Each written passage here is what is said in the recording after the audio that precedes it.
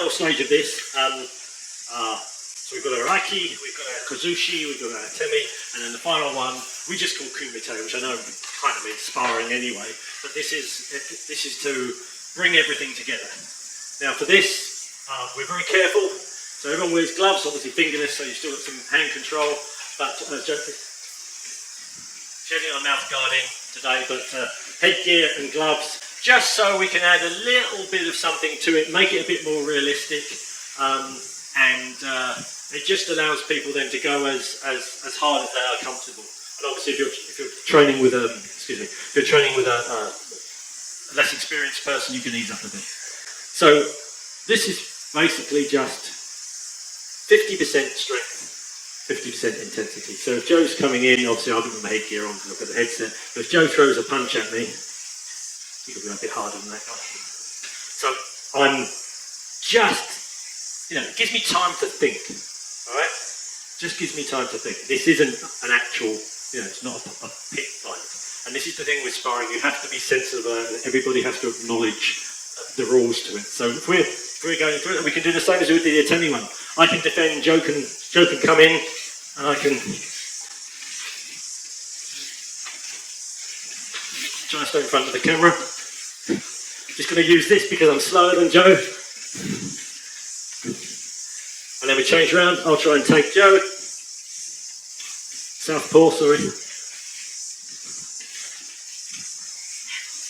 And it's, it's sensible, but if we end up getting into a clinch, she's taking the back that time, If there's technique available, I've got something there, you take it. This is a great way of you working out what techniques actually work. And I'm not being disrespectful, I mean what work for you in that specific situation. Joe's a bit lighter than me, she's way better looking and faster and younger, but if I was up against one of you big lads, I wouldn't be able to just push through. So the strategy changes. Also depends on how you feel each day. You've got to acknowledge that. That's the great thing about this, it makes you realise more about yourself. So depending on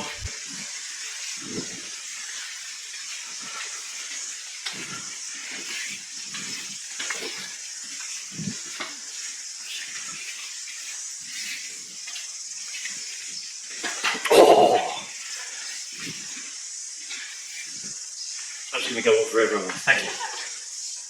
How to play with it. I'll be really interested to see what you guys are doing, how you think it can be improved, whether you completely disagree with it as a concept, that's fine too, but please give me a reason. Or if you think there's some other things we could be adding in, are there other processes? For me, I'm trying to randomise the way that we as students can experience and practice the underlying principles. The Aiki, the Maki, rotational power, Rasen, the connective twisting thing, Toshi, body drop, the Temi, Yorimi, all of those things that make up the art. If we just do them as kata in basic technique, we're never putting them under any kind of pressure.